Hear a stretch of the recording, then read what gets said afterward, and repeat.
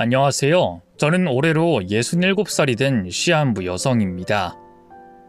죽음이라는 걸 앞두고 보니 세상을 보는 시각도 달라지고 후회도 참 많이 되더군요.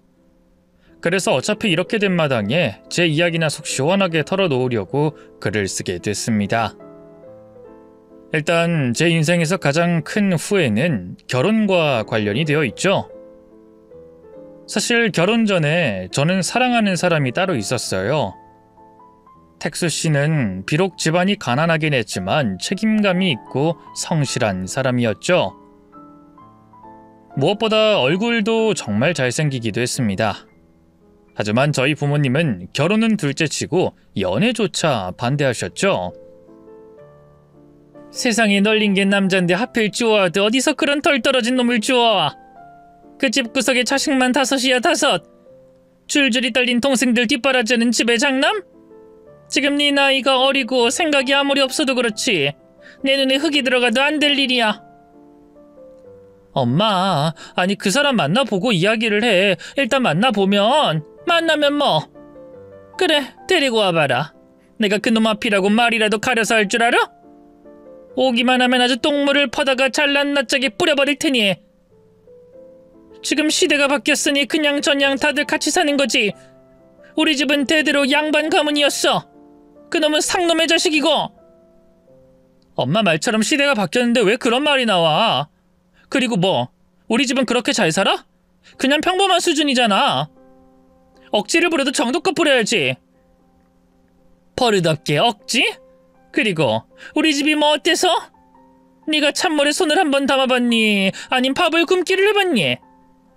남의 집에 빌어먹은 적도 없고 아쉬운 소리 한 번 안 하게 자식을 키웠어. 그리고 응당 그렇게 키웠으면 너도 우리 집안에 도움이 돼야지. 무슨 도움? 설마 진심으로 얼굴도 모르는 남자랑 결혼해서 도우라는 거야? 그래, 할 수 있으면 그렇게라도 해. 남자 얼굴 뜯어먹고 살래?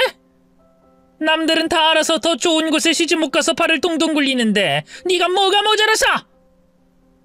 어쨌든 절대 안 돼. 행여나 그런 소리 꺼내지도 마. 네 아버지 하시면 너 그냥은 못 넘어가. 알아?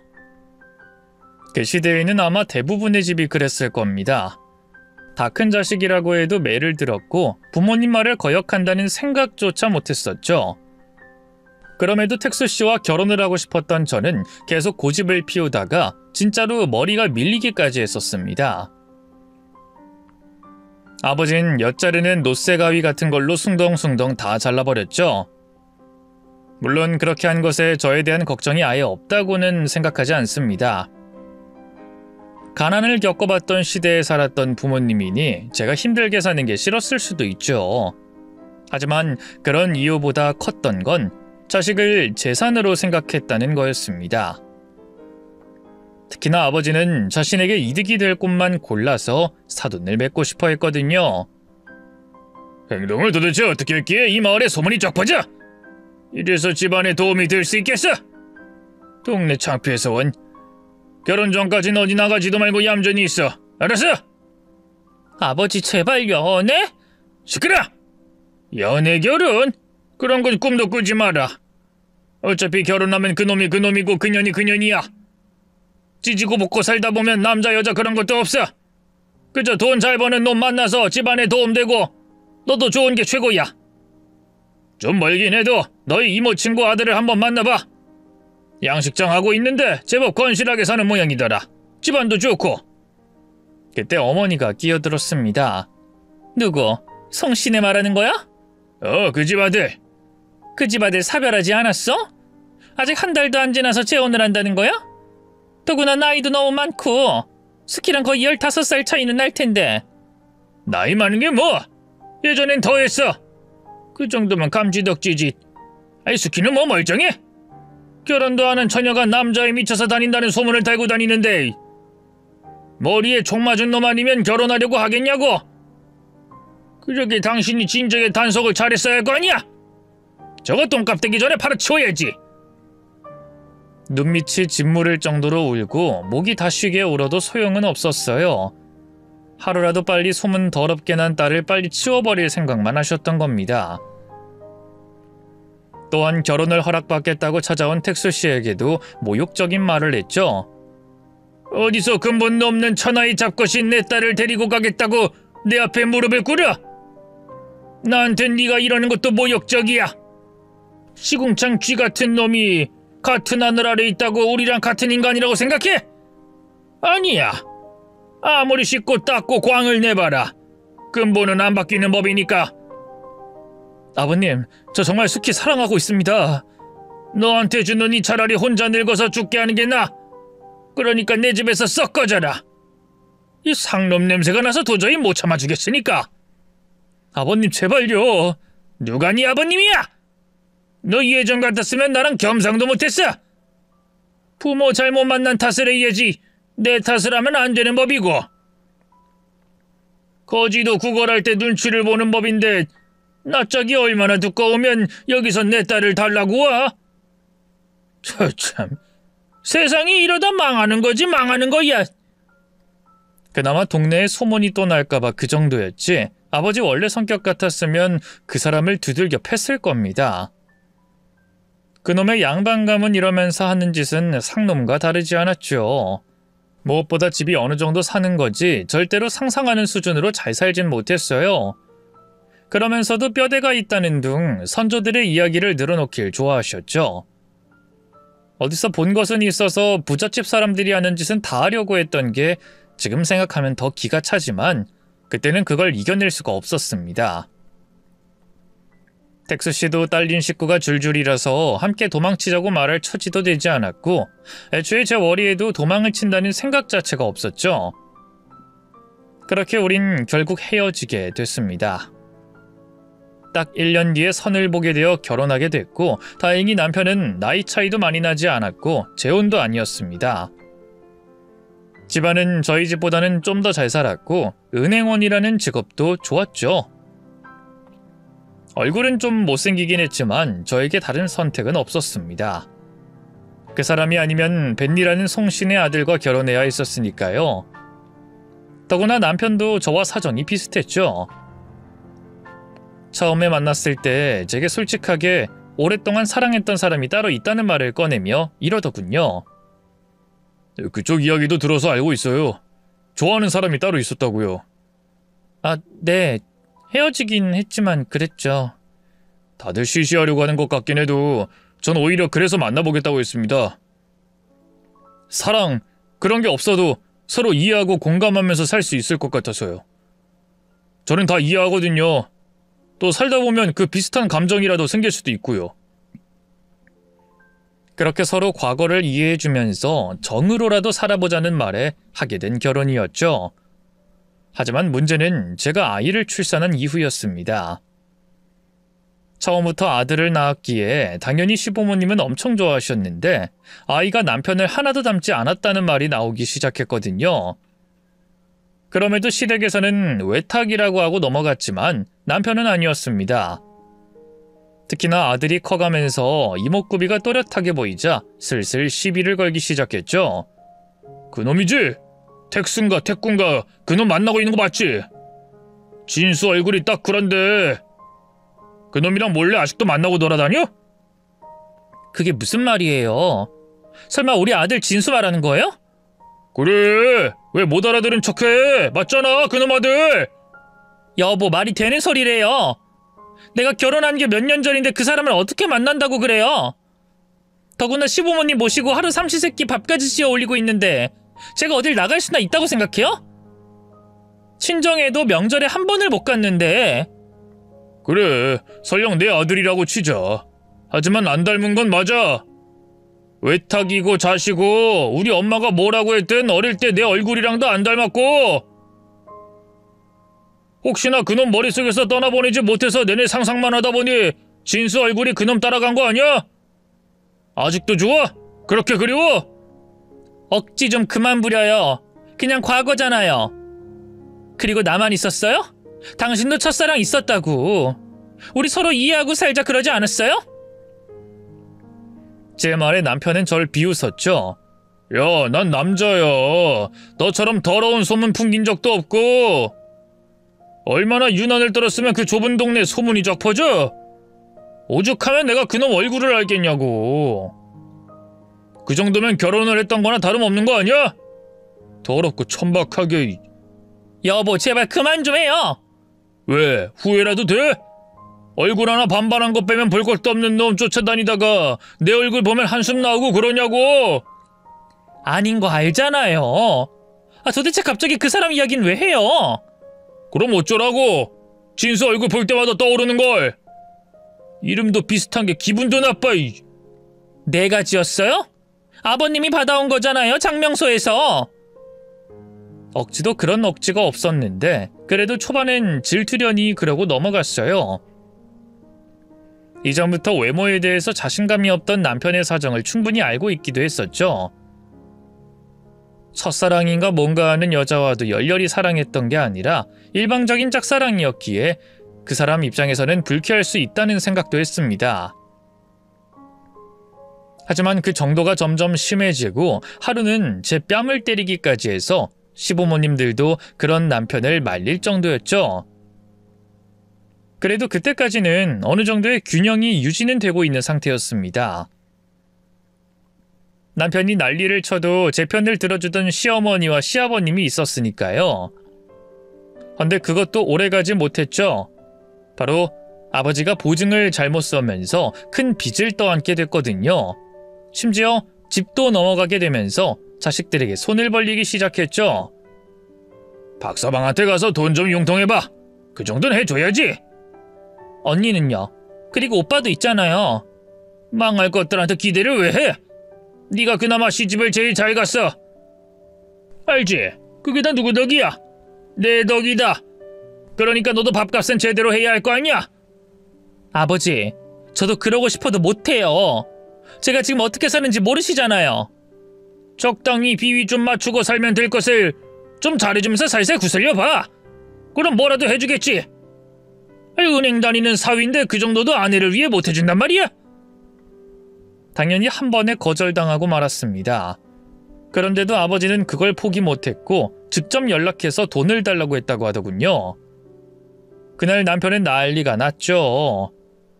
당신 집안이 원래 속물인 건 알았는데 이 정도로 뻔뻔할 줄은 진짜 몰랐어. 어떻게 내가 일하는 도중에 연락을 해서 돈을 내놔라 이런 말을 해? 당신이 그러라고 했어? 제가 왜 그래요? 아버지도 급하다 보니까 실수를 하신 거겠죠? 팔은 안으로 굽는다니 그게 실수야? 어디서 배워먹지도 못한 사람처럼 이야기 들어보니 보증이 아니라 무슨 사업에 투자하겠다면서 욕심을 낸 것 같은데 내가 다 쪽팔려. 알겠어요. 제가 그러지 말라고 이야기는 할게요. 그러니 그렇게까지 욕은 하지 마세요. 욕 안 하게 생겼어? 지금 하고 다니는 꼴을 봐. 자식들 팔아서 어떻게든 일어나 보려고 하는 꼴을 말이야. 참 우습다. 그러면서 본인 집안이 우리 집보다 더 잘 살았다고 매번 그렇게 자랑질을 하셨잖아. 양반! 입에 제대로 풀칠을 해야 양반이지. 양반은 개뿔. 저도 저희 부모님이 제게 했던 말, 행동들을 떠올리면 화가 치밀어 오르곤 했습니다. 그러고는 키워준 값이니 밥값이니 할 때는 정말 오만정이 다 떨어진 것도 사실이었고요. 모르긴 몰라도 저희 언니와 오빠도 저와 느끼는 감정이 비슷했을 겁니다. 거의 반강제로 결혼을 하게 됐고 고생이란 고생은 다 하고 있는 상태였으니까 말이죠.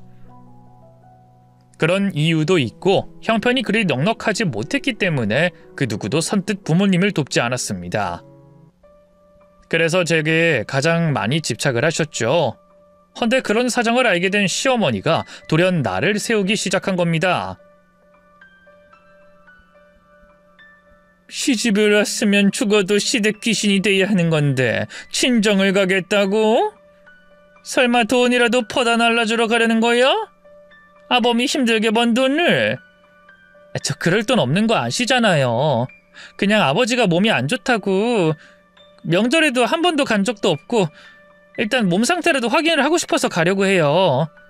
다 핑계인 건 모르니? 또 가면 돈 달라고 쪼아댈 텐데 혹시나 우리 집 돈 빼돌린 거 아니냐? 요즘 생활비가 자꾸 얼마씩 비는 것 같던데? 진짜로 아니에요. 저 정말로 그런 짓 한 적 없어요. 시어머니는 그런 저를 가소롭다는 듯 보며 웃었죠. 친정에 갈 생각은 마라. 갈 거면 진수는 놔두고 이혼하고 가. 그리고 앞으로는 생활비 일체를 나한테 받아서 쓰고 하나하나 다 기록해두고 검사받아. 알았니? 하지만 그러고 얼마 못 가서 저는 친정에 가게 됐습니다. 허락을 받았거나 저를 배려해서 간 게 아니라 저희 아버지가 돌아가시면서 가게 된 거였죠. 그렇게 밤낮없이 연락을 해서 돈을 달라고 하던 아버지는 갑작스러운 심장마비로 떠나셨던 겁니다. 아무리 제게 최악의 아버지였다고 해도 제 부모였기에 정말 많이 힘들었어요. 아무것도 해주지 못한 것도 걸렸고 혼자 남겨진 어머니에 대한 걱정도 컸습니다. 그런데 그렇게 힘들어하는 제게 어머니는 이러셨죠. 금이야 오기야 잘 키워줬더니 난 스키니가 이렇게 할 줄은 몰랐다. 어쩜 그렇게 돈 한 푼을 안 보탤 수가 있어? 그럴 거면 왜 시집을 갔어? 그리고 박서방도 그러는 거 아니지. 장인이 죽었는데 어떻게 여기를 안 와? 가증스러운 것. 가! 나가! 넌 내 딸도 아니야! 전 울면서 어머니에게 매달렸습니다. 나도 하려고 했어. 근데 안 된다고 하잖아. 엄마, 그 사람 엄마가 생각하는 것처럼 괜찮은 사람 아니야. 나한테 손찌검도 한다고. 그래서 뭐? 그깟 손찌검 무서워서 애미애비를 버려?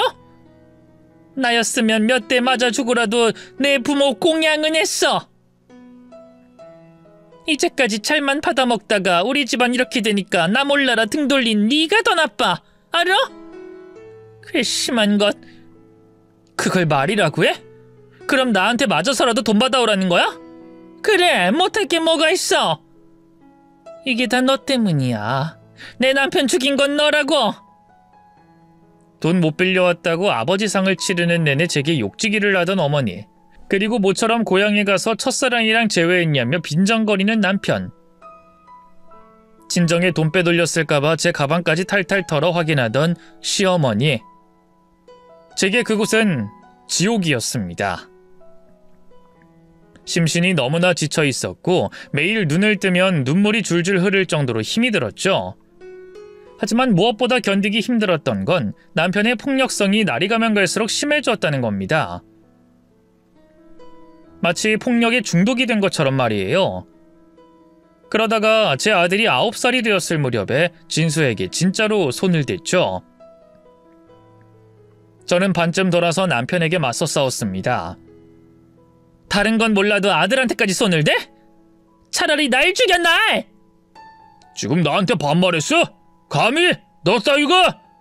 그래 했다. 왜? 난 하면 안 돼? 지금 심정으로는 너 죽일 수도 있어. 사람 잘못 건드렸어. 미친. 너 돌았어? 진짜 죽고 싶어? 앞으로 한마디만 더 해봐. 저는 씩씩거리면서 숨을 크게 들이키며 말했죠. 죽여! 한마디 했으니까 죽이라고! 과거 일 들먹이면서 진수가 남의 아들이니 뭐니 하는 건 안 쪽팔리니? 너 안 닮아서 나왔으면 하늘에 12번 절을 해도 모자랄 판에 이젠 하다하다 치사하게 애를 때려? 남편은 제 말에 당황한 듯 말을 더듬더군요. 너 미쳤어? 이혼당하고 싶어? 이혼? 해! 하고 싶으면 하라고. 밖에 나가서 덩치 큰 남자들 눈은 마주치지도 못하는 주제에 여자랑 애 낳는 치사한 새끼. 야, 한 번만 더 때려봐. 그땐 너 잘 때 확 칼로 난도질 해버릴 테니까. 너 머리 감으려고 머리 숙였을 때 절절 끓는 물은 얼굴에 들이부어버릴 수도 있어. 그러니까 앞으로 나랑 진수 앞에 얼씬도 하지마. 이혼은 하더라도 진수는 내 자식이야. 우리 집 대를 이어야 하고. 기가 찬다. 너도 알고는 있지? 매번 의심된다 어쩐다 하면서도 네 아들이라는 거 확신하고 있잖아. 네 말처럼 내 아버진 자식 팔아먹는 그런 사람이었고, 어머닌 나한테 친정에 돈 안 준다고 나 같은 건 필요 없다고 하더라. 한마디로 나 이제 더는 잃을 것도 무서울 것도 없는 사람이라는 거야. 내 아들을 데리고 간다 어쩐다 이러잖아? 너희 잘난 이 집에 불 못 지를 것 같니? 너 같은 놈한테 내 새끼 절대 안 맡겨. 그러니 선택 잘해. 저는 그날로 짐을 싸서 아들을 데리고 나와 나가는 길에 남편의 뺨을 때려줬습니다. 반격이라도 할 줄 알았는데 넋이 나간 얼굴로 서 있는 게 남편의 마지막 모습이었죠. 이혼이고 뭐고 서류 이런 거야 뭐 그쪽에서 알아서 할 테니 호기롭게 나오긴 했지만 막막하긴 하더군요. 처음에는 집 근처 여관에서 숙식을 해결하면서 일자리도 알아보고 했습니다. 하지만 수중에 돈이 다 떨어져 가니 너무 무서웠어요. 그래도 다시 집에 돌아가고 싶은 마음은 전혀 들지 않았죠. 적어도 마음은 그때만큼 편한 적이 없었기 때문입니다. 근데 그곳에서 인연을 만나게 됐죠. 당시 여관을 운영하던 주인 할머니가 제게 제안을 했기 때문이었어요. 애까지 데리고 있던데 혹시나 갈 곳 없으면 나랑 같이 살지 않겠나? 네? 그게 무슨... 내가 어린 소녀를 데리고 있어. 작은 아들 내외가 사고로 죽고 나 혼자 돌보는데 내가 나이도 많고 여관 일까지 하다 보니 애를 돌볼 사람이 마땅치가 않어. 내가 데리고 있자니 여기 드나드는 사람들 보고 있게 하고 싶지도 않고 내가 세댁을 쭉 지켜봤는데 참 잘할 것 같아서 말이지. 내가 많이 못해도 돈은 맞춰서 줄게. 저야 너무 좋죠. 가정부 이런 건가요? 말이 그렇지만 그냥 식구처럼 지내자는 말이지. 할 수 있으면 여관 일도 좀 돕고 어때? 사모님 덕에 숙식이 해결됐고 여관이 아닌 일반 가정집에서 아이를 키울 수 있게 됐습니다. 당시 제 아들보다는 어린 주희도 저를 잘 따라줬고요. 두 아이도 친하게 지냈고 사모님도 저를 참 인간적으로 잘 대해주셨죠. 그곳에서 몇 년 지내다 보니 마치 제 딸 같기도 하고 하는 짓이 너무 예뻐서 보고 있으면 보며 꽃 구경을 하는 기분이 들었어요. 하지만 처음 배웠을 때부터 몸 상태가 좋지 않았던 사모님은 걱정이 많으셨죠. 내가 주희 고등학교 졸업까지만 살아있으면 좋을 텐데. 사모님도 참 그때 저랑 같이 꽃다발 들고 가요. 네? 자네도 참 그 사모님 소리 하지 말라니까. 그냥 나한테 할머니라고 해. 아니면 엄마도 좋고. 저도 마음은 그래요. 그래도 제가 그럴 순 없죠. 제 은인이신데요. 내가 귀인을 만난 거지. 자네 아니었으면 주희 저렇게 밝게 못 컸을 거야. 자네를 그렇게 따르고 진수는 오빠처럼 생각하니까 그때 자네를 잡은 게 참 잘했다는 생각이 들어. 근데 내가 죽으면 큰아들 내외가 쟤를 데려갈 텐데 그게 걱정이지. 아, 한 번도 보진 못했는데 어떤 분이세요? 어릴 땐 착하고 야무졌는데 애가 사업 망하고 없이 살다 보니 좀 변했지. 욕심이 많아서 어린 주희가 감당을 못할 텐데 아주 승냥이 같은 놈이라 뜯어먹으려고 할 거라고. 분명 괜찮아지실 거예요. 제가 더 잘 챙겨드릴게요. 그리고 주희 제 딸처럼 생각하니까 제가 지킬 거고요. 그러니 걱정은 마세요. 말이 쉽지 이 핏줄이라는 게 뭔지 이 가족이라는 게 때로는 정말 버거워. 법적으로도 어떻게 방법이 없어. 뭐 지금이야 내가 살아있으니 잠잠한 거지. 솔직히 그때 사모님 이야기를 들으면서도 설마 하긴 했습니다. 헌데 오랜 지병으로 사모님이 돌아가시자마자 그 걱정이 단순한 우려가 아니라는 걸 알게 됐죠. 사모님이 가진 재산은 당연히 그쪽으로 상속이 되는 게 맞긴 했지만 문제는 주희가 가지고 있던 부모님의 유산이었어요. 그것마저 노리고 달려들었던 겁니다. 물론 저는 그런 주희를 지키려고 싸웠죠. 이제까지는 한번 찾아온 적도 없으셨잖아요. 근데 갑자기 애를 왜 데리고 가시겠다는 거예요? 차라리 제가 키울게요. 제가 이 아이 어릴 때부터 키워왔으니까. 가정부 주제 말이 많네. 당신이 뭔데 내 조카를 키운다만데? 입주 가정부였다며. 당신 돈 있어? 없잖아. 요즘 애들 키우는 게 돈이 얼마나 드는데. 가족보다 당신이 더 잘 키울 거라는 보장 있어? 솔직히 내 돈 때문에 애 데리고 가라는 거 아니야? 절대로 그런 거 아니에요. 절대로. 진짜 제 딸 같아서. 웃기네. 딸! 당신 나한테 고소당하고 싶어? 멀쩡히 살아있는 가족들 앞에서 딸 같아? 시끄럽고 주인 우리한테 권리가 있어. 험한 꼴 보기 싫으면 내놔. 권리라니, 애가 물건도 아니고. 저랑 같이 살고 싶다고 하잖아요. 아이가 원하는데. 애가 뭘 알아? 당신을 뭘 믿고 맡겨? 막말로 주희같이 그 어린애가 분별력도 없는데 당신이 돈 노리고 무슨 짓을 할 줄 알고? 당신 아들이는 똑바로 키워. 어디서 별것도 아닌 거지 같은 게 우리 집에 들러붙어서는.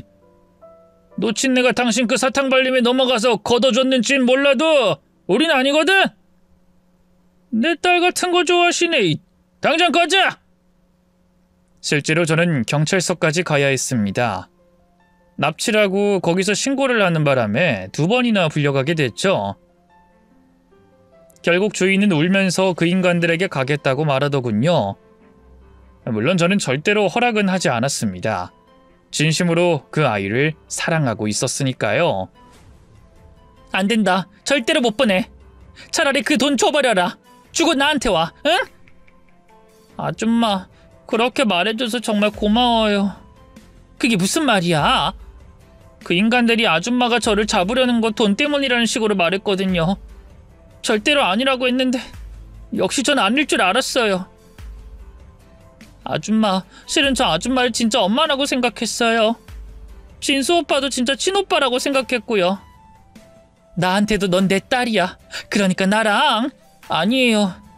아줌마를 더는 힘들게 할 순 없어요. 이렇게 날 잡아주고 또 저를 사랑해줬다는 것만으로도 저는 충분해요. 몇 년만 버티면 돼요. 돈도 지킬게요. 그리고 성인 되면 그때 다시 올게요.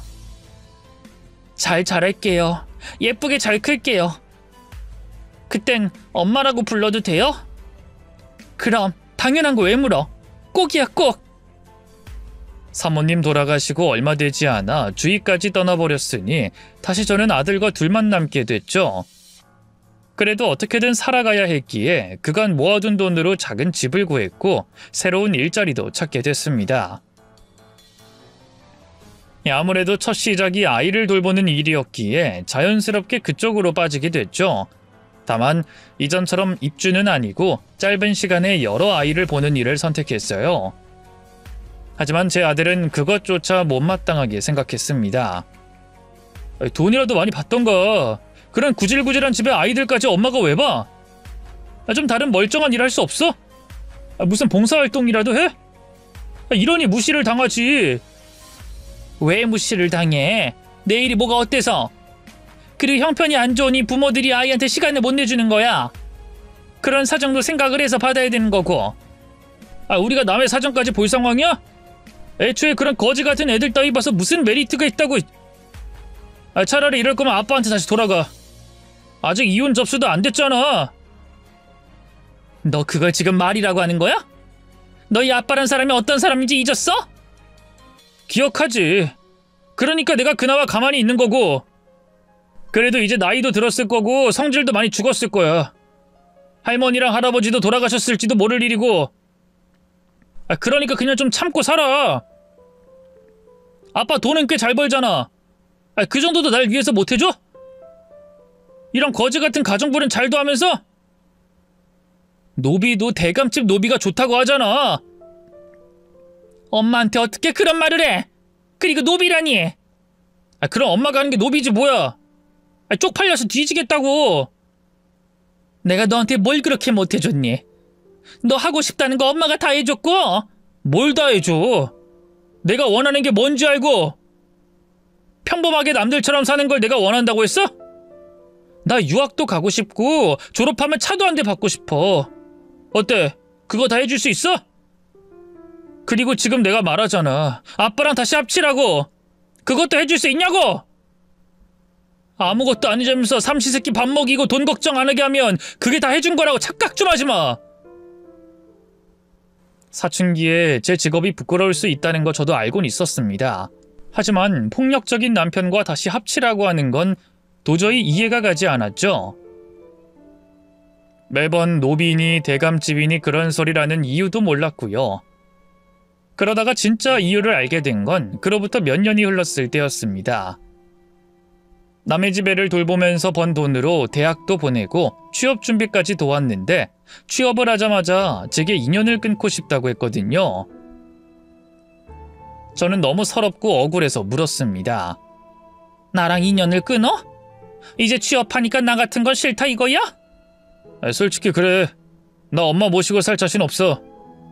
물론 엄마는 전전긍긍하면서 나 하나 까치발 들고 들어 올리려고 열심히 살았겠지. 근데 난 엄마만 보면 짜증이 치밀어. 날 왜 낳았을까? 이렇게 살게 하려고 날 낳은 건가? 엄마만 보면 속에서 분노가 끓는다고. 도대체 뭐가? 내가 너한테 용돈을 달라고 했니? 아님 나랑 같이 살자고 했니? 대체 내가 뭘 그렇게 잘못을 했다고 너한테 그런 소리를 들어야 해? 그러게 왜 그랬어? 왜 사모님 소리라고 설설 기었냐고? 뭐?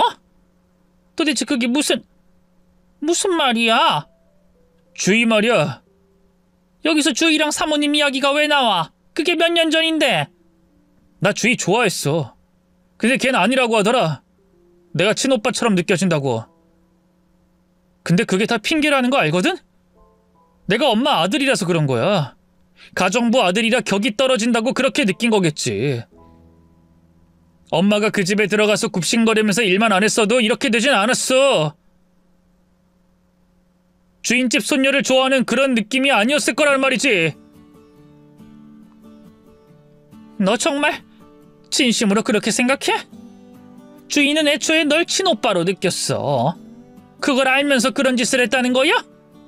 걔가 얼마나 놀라고 당황했을진 생각도 안 해? 왜?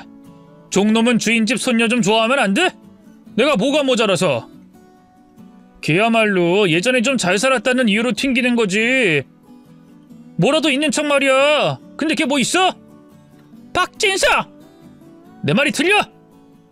걔 결국 친척들한테 있는 돈 없는 돈 다 털리고 대학 졸업도 못하고 중퇴까지 하고 취업을 하긴 했지만 고만고만한 중소기업에서 220 받으면서 사는 거 내가 아는데 별것도 없는 게 감히 날 거절해? 땅을 치고 후회할 거야. 망할 계집애.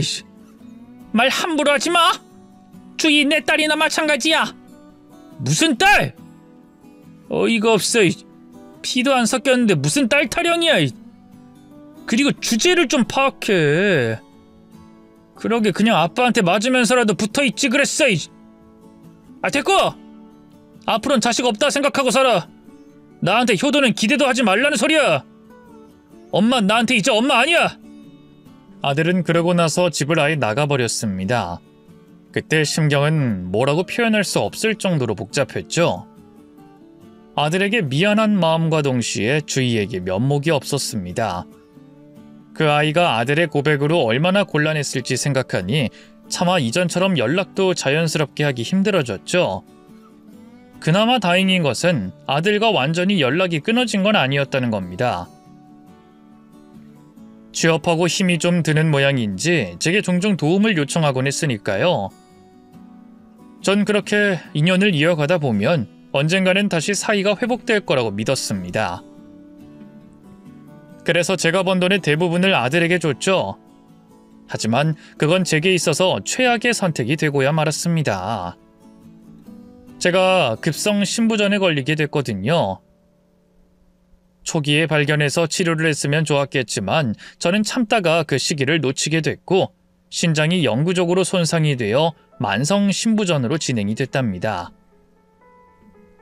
고민 끝에 아들에게 이런 이야기를 설명했고 제가 돈이 없었기에 도움을 요청했죠. 뭐 돈? 지금 내가 돈이 어디 있다고 돈을 달라고 해? 엄만 그 나이 먹고도 자잘한 병원비도 없어서 지금 아들한테 손을 벌리는 거야? 와, 진짜 쪽팔리게 산다. 뭐? 넌 그렇게 말하면 안 되지. 그간 내가 번 돈은 너한테 거의 다 줬잖아. 내가 다 달라고 했어? 아니잖아. 나도 그땐 몰랐어. 여유가 있는 돈인 줄 알고 받았던 거야. 그리고 나 바로 얼마 전에 결혼했거든? 이 정도는 결혼하면 그냥 주는 돈 아니야? 다른 집은 집 사주고 차 사주고 하는데 다달이 200만원 300만원 몇 년 준 걸로 퉁친 것도 가벼운 수준이지. 오히려 내가 손해야 손해. 결혼? 지금 그걸 말이라고 해? 나한테 말도 하지 않고 결혼을 했다는 거야? 잊었어? 우리 인연 끊기로 했잖아. 내 인생에 더는 관여하지 말라는 뜻이었어. 내가 결혼을 12번을 한다고 해도 엄마가 내 발목 잡는 건 싫거든. 남의 집 노비처럼 살아왔던 과거를 밝혀서 내 약점이 되는 건 더더욱 싫고, 차라리 부모 없이 자란 고아가 100배는 나을 것 같아서 엄마 오래전에 집 나갔다고 했어. 왜? 그게 어때서? 그러면서 돈은 받아간 거고? 당연한 거 아니야? 자식을 낳았으면 책임을 져야 되잖아. 애초에 돈 많은 아빠랑 이혼한 건 엄마지 내가 아니잖아. 나한테 그런 좋은 환경을 빼앗은 건 엄마고, 남의 집 군식구로 키운 것도 엄마야. 그러니까 이 정도면 싸게 먹힌 거 아니야? 급성이든 만성이든 난 그런 거 잘 모르겠고, 앞으로 발생하는 병원비는 엄마가 알아서 해. 진수야! 앞으로 돈 문제로 연락하지 말고 우리 각자 알아서 각자 도생하자고. 나도 내 살 길은 내가 알아서 파야 될 거 아니야. 내 인생 더는 망가뜨리지 마. 어디서부터 뭐가 잘못됐는지도 모르겠더군요. 아무리 되짚어도 제가 잘못했다는 생각은 전혀 들지 않았고, 저는 늘 최선을 다해서 아이를 돌봤습니다. 그럼에도 저를 끝까지 원망하니 힘이 빠지고 인생을 헛살았다 싶었죠. 너무 지쳐서 그대로 죽는 게 나을 수도 있다고 생각했고요. 그래서 병원도 가지 않았습니다. 하지만 만성 신부정증이라는 게 제가 참는다고 참을 수 있는 게 아니었어요. 결국 얼마 안 가서 쓰러져서 병원에 실려가게 되면서 보호자가 필요해졌고, 제가 고민 끝에 연락을 한 것은 주희였습니다. 주희는 정말이지 한달음에 저를 만나러 병원에 왔죠. 엄마, 왜 말을 안 했어? 저번에 전화했을 때도 별일 없다고 했었잖아. 만성 신부전이라니. 그리고 병원을 왜 안 가려고 했어? 설마 병원비 때문이야? 면목 없네. 지금 내가 돈이 없어. 그 보험금 나오면 내가 갚을 테니 혹시나. 엄마 됐어. 내가 해. 내가 해줄 거야. 네가 무슨 돈이 있다고. 그 엄마가 다 알아서 할 테니까. 내가 엄마한테 그런 존재야? 엄마 자꾸 그럼 나 진짜 마음 아파. 괜찮은 척도 하지 말고. 나 엄마 딸이라고 하지 않았어? 근데 왜 자꾸 남처럼 밀어내? 병간호도 내가 할 거야. 내가 엄마 도울 거야. 걱정하지 마. 알았어? 다 잘 될 거야. 주희 덕분에 투석도 받게 되고 어떻게든 첫 고비를 넘기긴 했지만 이 합병증이라는 게 무시할 수 없을 정도로 심하게 왔습니다. 면역력이 떨어져서 폐렴과 요로 감염까지 오게 됐고, 피부 가려움으로 제대로 잠도 자지 못하게 됐죠. 뿐만 아니라 주기적으로 병원에 오가야 했기 때문에 제가 일을 하는 것도 어려울 정도였습니다. 그런데 그 소식을 듣게 된 사람들이 하나둘 저를 도우려고 나서기 시작했죠. 바로 제가 일을 했던 곳의 학부모와 제가 돌봤던 아이들이었던 겁니다. 꽤 오랜 시간 동안 아이들을 돌봤기에 어느덧 성인이 되긴 했지만 대부분이 사회초년생인 대학생 아이들이었어요. 그럼에도 불구하고 저를 위해 선뜻 나서줬죠. 아줌마, 이거 제가 모은 거예요. 군대에서 거의 안 썼어요. 이걸 아줌마가 어떻게 받아? 너 해. 아줌만 괜찮아. 이것도 너무 적은데 이거라도 받아주세요. 네? 저희 아버지도 돈 보탰어요. 아버지도 식당 문 닫는 날에 찾아오신다고 전해달라고 했고요. 아니야. 아줌마 이거 못 받아. 아니 안 받아. 아줌마는 제 엄마랑 다름없잖아요. 그니까 받아줘요. 저희 어머니 집 나가고 아빠 혼자 저 키워야 했을 때 얼마 없는 돈으로도 저 먹이고 입히고 해주신 거 생각하면 이걸로도 모자라요. 제가 얼른 자리 잡고 취업해서 더 도와드릴게요. 제발요. 또 어떤 아이는 5살부터 모았던 용돈을 모두 털어주기도 했고, 제가 일을 했던 곳의 사모님은 병간호를 자처하기도 했습니다. 솔직히 포기하고 싶은 순간이 너무나 많았지만 그분들 덕분에 다시 한번 힘을 낼 수 있었죠. 하지만 인생이란 게 마음먹은 것처럼 흘러가진 않았습니다. 열심히 치료도 받고 몸에 좋은 것도 먹고 노력을 했는데도 신장 기능은 점점 떨어지기 시작했고 결국 신장 이식을 하지 않으면 죽는다는 소리까지 듣게 됐죠. 의사 선생님이 말씀하시길 신장의 기능이 심각하게 손상되어 약 85%에서 90% 이상 감소한 상태로 사구체 여과율이 분당 15ml 이하로 떨어졌다고 하더군요. 헌데 바로 그 무렵에 남편의 사망 소식을 변호사를 통해 듣게 됐습니다. 시부모님은 일찍이 돌아가셨고 유언장에 본인의 전 재산을 제게 남긴다고 공증까지 받고 죽었다고 하더군요. 유언장이라고 달랑 몇 줄이 적혀있는 것도 함께 전달해 받았는데 그 사람은 평생 이혼해주지 않은 게 복수라고 생각하고 있었습니다. 혹시나 이혼하고 제가 첫사랑을 찾아서 행복하게 살까봐 그게 싫었다고 하더군요. 너무 어이가 없어 눈물도 나오지 않았지만 참 가엾고 딱하다는 생각은 들었습니다. 결혼 생활 내내 제가 가장 불행하다고 생각했는데 남편도 혼자서 보이지 않는 상대와 싸우면서 많이 힘들었겠다 이해를 했죠. 그런데 도대체 어디서 그 소식을 들었는지 아들이 제게 연락을 해왔습니다. 엄마, 아빠 죽은 거 알아? 엄마한테 고스란히 재산 들어간 거 맞지? 너 지금 그것 때문에 연락한 거니? 다신 연락하지 말라고 하더니. 그건 그거고 이건 이거잖아. 나도 엄연히 재산에 대한 권리가 있어. 내가 아빠 친아들이니까. 더구나 엄마 어차피 병원에 있어서 그 재산 쓰지도 못할 거 아니야. 내가 좀 급하게 돈 쓸 곳도 있어서 그러니까 나한테 좀 넘겨. 병원비 내가 앞으로 대줄 테니까. 신장 이식 받아야 된다며? 난 줄 생각 없고 또 어차피 신장 이식 못 받으면 얼마 못 살 건데. 가는 길이라도 편안하게 얼굴 붉히지 말자. 내가 제사도 지내고 해준다니까. 미쳐도 단단히 미쳤구나. 왜? 아이 죽으라고 고사를 지내지? 신장 이식 받아야 된다는 걸 알면서도 한 번을 연락 안 하다가 돈 받았다고 하니까 연락을 해? 그 상태면 신장 이식해도 못 살 가능성 커. 굳이 자식 몸에 칼을 대야지 속이 후련하겠어? 나한테 그러고 싶어? 무슨 부모가 그래? 자식을 위해서 뭐든 해주는 게 부모인데. 그리고 나도 그 소식 주희한테 들어서 아는 거야. 나라고 뭐 알고 싶어서 알았는 줄 알아? 걔는 나랑 엄마랑 인연 끊는 것도 모르는 것 같은데. 잘 좀 이야기해서 신장 이식 소리 좀 못하게 해. 저는 기가 차서 웃었죠. 직접 말은 못하겠니? 왜? 그래도 첫사랑이라 잘 보이고 싶은 모양이지? 그냥 변명하고 말하기 싫은 거야. 나 결혼했거든? 첫사랑은 무슨... 아들이 말은 그렇게 했지만 전화로만 제게 그럴 뿐이지 막상 찾아와서 주의만 했으면 아무 소리도 못하고 돌아가더군요. 적어도 그 아이 앞에서는 인간다운 척하고 싶었던 것 같았습니다. 저도 그게 가증스럽지만 그래도 입을 다물었고요. 하지만 무슨 일인지 돈은 급해 보였고 급기야 아들이 선택한 것은 며느리를 앞세우는 거였죠. 결혼을 했는지도 몰랐으니 당연히 얼굴은 본 적이 없었어요. 헌데 어떤 남자와 함께 저를 찾아온 겁니다. 하필이면 전날 새벽 내내 속에 있는 걸 다 개워내고 겨우 잠든 저를 깨우면서 본인이 며느리라고 하더군요. 네가 내 며느리라는 거니? 네, 이혜영이라고 해요.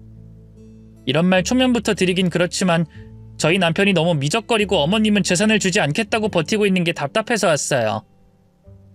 아름다운 사람은 머문 자리도 깔끔한 법인데 재산 분배는 확실히 해주셔야죠. 먼 길 가는데 그 돈 다 지고 이고 끌고 갈 것도 아니고 덜어내면 가볍잖아요. 훌훌 털고 가기도 좋고. 뭐? 머문 자리? 어디서 화장실에 붙어있을 법한 그런 말을 내 앞에서 짓거리니? 내 아들이 꼭 자기랑 닮은 사람 찾아서 잘도 결혼한 모양이네. 에이, 말이 그렇다고요. 아프셔서 많이 예민하신가 보네. 그리고 어머님, 이 돈이라는 게 타이밍이 얼마나 중요한데요. 지금 당장 5,000원 급한 사람한테 다음에 5만원 주면 욕먹어요. 적은 돈이라도 급하면 먼저 주실 수도 있어야 하잖아요. 그렇지 않나요? 아무래도 거동하는 것도 불편하실 것 같아서 제가 변호사까지 모시고 왔다니까요. 이분한테 유언 공증도 하고 재산이 뭐가 있는지 이야기도 하고 이러면 어머님도 편하고 좋잖아요. 저 잘했죠? 나가! 경찰 부르기 전에 나가라고! 정말이지 온몸이 떨렸습니다. 피 한 방울 섞이지 않은 남들도 저를 살리려고 노력하고 있었는데 아들이란 놈과 그 며느리는 제가 죽기만을 간절히 기도하는 것처럼 보이더군요. 초반에 아들이 그렇게 했을 때는 못난 저 때문에 받은 상처가 있어서 그럴 거라고 생각했습니다. 또 사랑하는 사람과 이어지지 못한 마음을 저 역시 모르는 바 아니니 이해도 했죠. 제게 모진 소리는 했어도 당연히 저 죽으면 재산도 다 줄 생각이었고요. 그저 제가 하나 바란 것은 가는 길 마지막이라도 아들과 화해하는 거였죠. 하지만 진짜 생사를 오락가락하고 있을 때까지 이런 짓을 벌인 걸 보니 정이 떨어져 버렸습니다. 그래서 저는 죽기 전에 마지막 복수라도 할 계획을 짜게 됐죠. 그건 바로 제가 가진 돈을 다 쓰는 거였고요. 주희야, 나 좀 도와다오. 지금 내가 할 수 있는 게 없어. 엄마 왜? 무슨 일이야? 오늘 진수 오빠 다녀갔다며. 무슨 일 있었어? 일단 그 핸드폰으로 은행 돈 찾는 거 그것 좀 해다오. 내가 그런 걸 몰라. 이체하고 물건 사는 것 좀 알려다오. 응? 알았어. 엄마 신분증 있지? 그걸로 가입되니까 내가 해줄게. 남편이 남긴 재산은 3억에 가까운 수준이었어요. 재산을 정리하고 보니 은퇴하고 집을 담보로 잡아 연금처럼 활용해서 쓰면서 크게 소진된 상태였던 게 그 정도였던 겁니다. 추측컨대 제게 재산을 온전히 주기 싫어서 최대한 끌었었던 것 같았죠. 그럼에도 제게 3억도 결코 적은 돈은 아니었습니다. 그래서 일단 저는 제게 쌈짓돈을 내어주던 사람들에게 돈을 10배로 불려서 갚기 시작했죠. 당연히 주희에게도 그만한 보상을 줬고요. 엄마, 지금 내 통장에 3천을 넣은 거야? 도대체 왜? 그건 시작이지. 내 보험금 수익자 네 이름으로 돌릴 거야. 너 정보랑 서명 필요하다니까 하고 남은 돈도 어떻게든 너한테로 뺄 거야. 엄마, 왜 나한테 그걸 줘? 오빠는? 진수 오빠가 엄마 걱정 얼마나 많이 하는데. 난 못 받아. 괜히 이러다가 오빠랑 나 사이 벌어지기라도 하면. 잘 들어. 너한테 못한 말이 있어. 저는 늦었지만 그때 모든 사실을 이야기했습니다.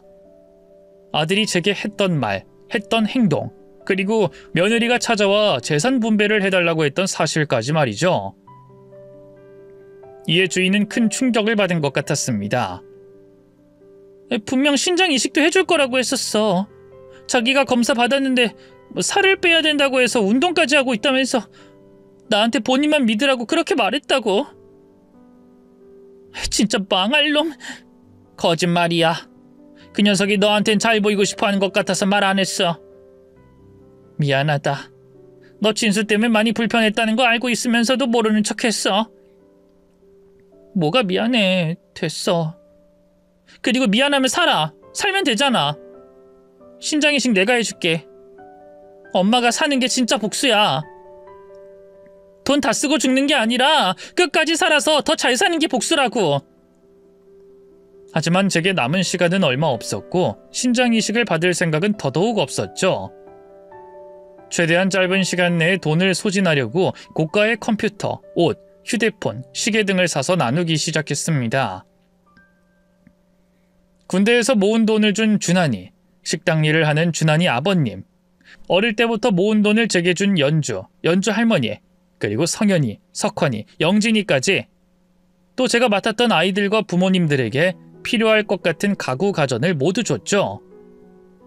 거기에 더해서 저는 바로 병실까지 VIP 병동으로 옮겼고 자선단체에 일부의 돈을 기부도 했네요.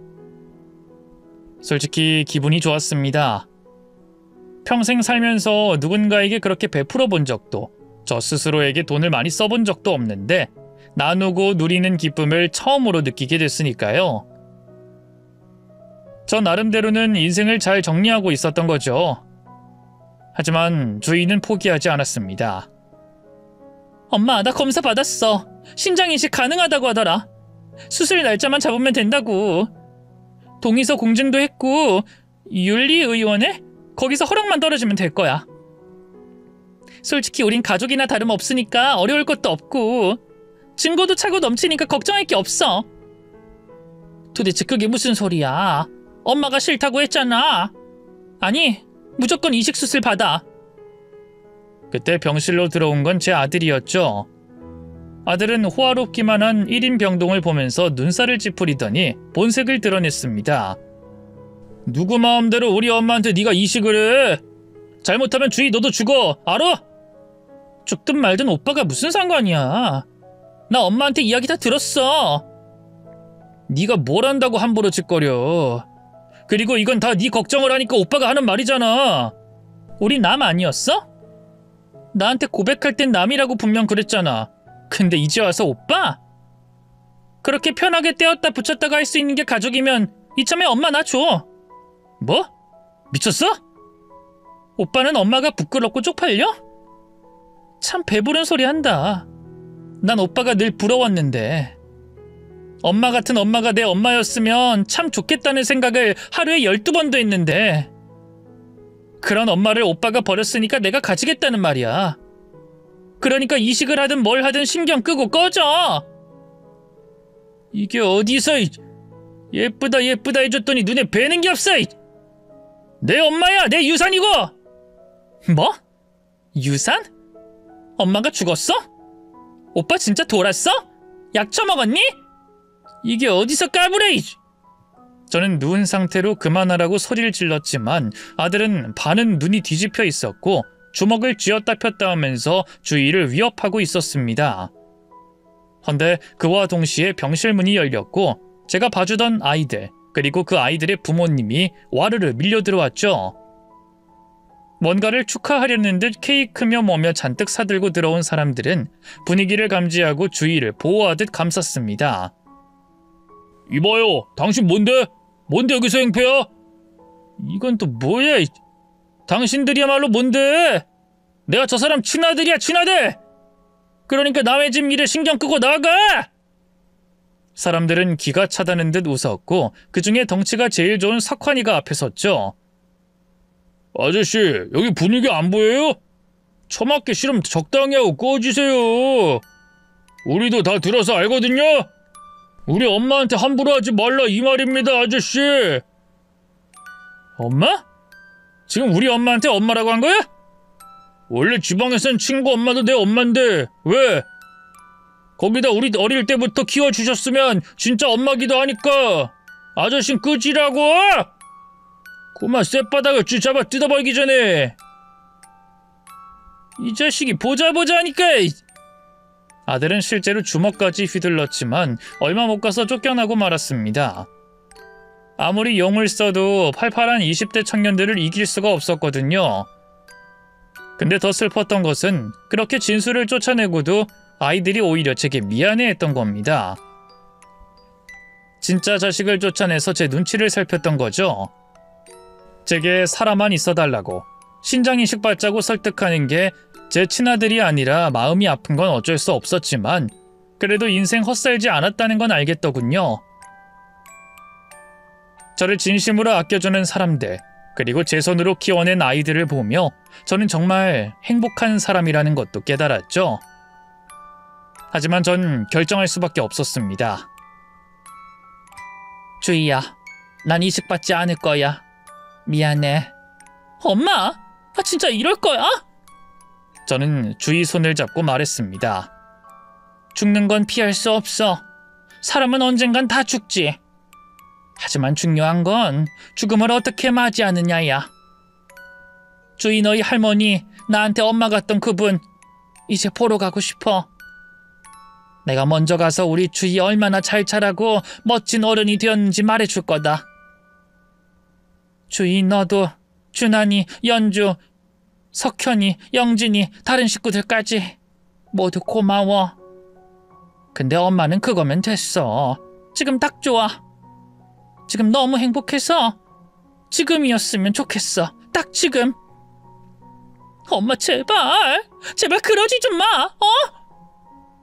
저는 마지막으로 변호사를 불러 주희에게 남아있던 재산을 모두 증여했고 유언장 공증도 받았습니다. 물론 그렇게 해놓는다고 해도 아들에게 일부는 빼앗길 가능성이 크다고는 하더군요. 설령 그렇다고 하더라도 소송 과정에서 아들이 저질렀던 짓들, 저를 버렸던 순간을 한 번이라도 더 떠올리게 만드는 게 저의 마지막 복수가 되지 않을까 싶습니다. 하루라도 더 살아보려 노력은 할 거예요. 하지만 아마도 저는 제가 쓴 글을 직접 듣지는 못할 것 같습니다. 하지만 무섭지도 슬프지도 않습니다. 저를 위해 진심으로 울어줄 아이들이 있고 저는 그 아이들의 마음속에 영원히 기억될 거라고 생각이 들거든요. 부디 제가 바라는 건 조금만 덜 슬프게, 죄책감에 울지 않기를 기도할 뿐입니다. 그리고 전하고 싶습니다. 정말로 많이 사랑했다고, 앞으로도 영원히 사랑할 거라고요. 제 이야기를 끝까지 들어주신 분들에게도 감사를 전하며 저는 여기서 글을 마칩니다. 모두 매일 사랑하는 사람들을 마음껏 사랑하며 후회 없이 사셨으면 좋겠네요. 행복하세요.